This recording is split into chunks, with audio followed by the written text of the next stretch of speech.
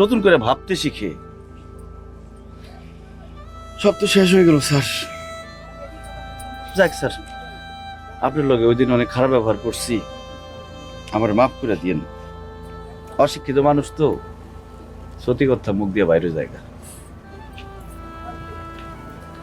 নূর, তুই যদি আমার ওই দিনে কথাগুলো না কইতে আমার বিবেক কখনোই তাহলে প্রশ্নগুলোর সম্মুখীন হইতো না।